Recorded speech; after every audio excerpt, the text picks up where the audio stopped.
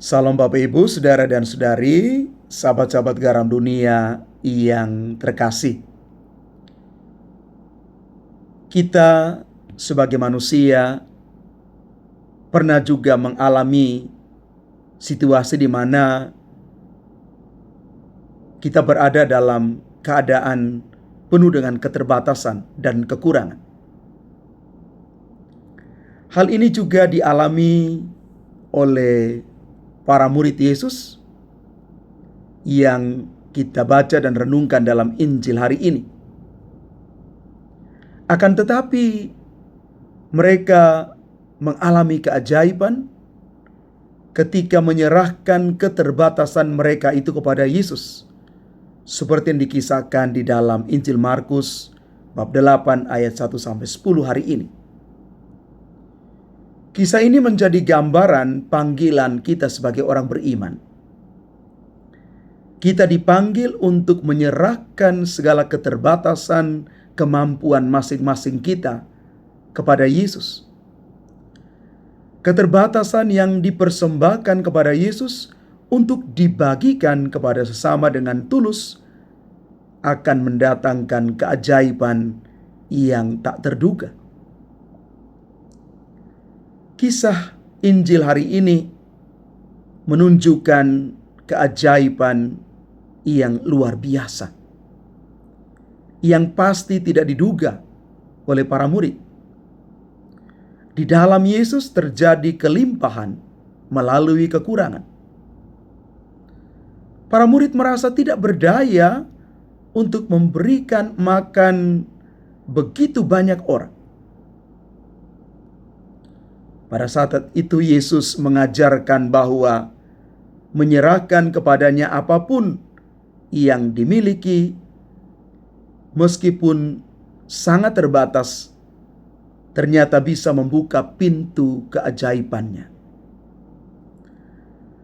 Para murid yang terjebak dalam pemikiran keterbatasan mereka sendiri dipanggil untuk menyadari bahwa di dalam tangan dan belas kasih Tuhan, sedikit yang mereka miliki dapat menjadi cukup untuk memenuhi kebutuhan banyak orang.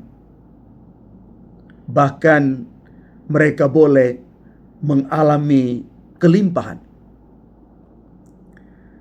Mereka dipanggil untuk percaya pada kuasa Yesus dalam mengubah keterbatasan menjadi kelimpahan. Bapak Ibu Saudara-saudari terkasih, semua orang beriman dipanggil untuk memandang apa yang dimiliki saat ini, sekecil apapun juga, sebagai sumber berkat yang dapat kita bagikan, kita berikan untuk orang lain. Orang beriman itu dipanggil untuk lebih fokus pada memberi daripada memikirkan keterbatasan. Maka kekayaan sejati itu adalah keberanian untuk memberikan dengan tulus apa yang kita miliki dan percaya bahwa Tuhan itu dapat mengubahnya menjadi berkelimpahan. Bapak Ibu Saudara-saudari yang terkasih, mari kita belajar dari kisah Injil hari ini untuk siap memberi kapan saja. Bukan soal berapa besar atau kecil sesuatu yang kita berikan pada orang lain, tetapi niat hati kita. Kita jangan menunggu sampai kita berkelimpahan baru kita memberi, tapi berilah dari apa yang kita miliki. Karena sekali lagi, Tuhan Yesus hari ini mengingatkan kita bahwa pintu keajaiban terbuka lebar bagi siapa saja yang memberi dari hatinya, bukan memberi dari kelimpahannya. Siapa yang memberi pasti menerima.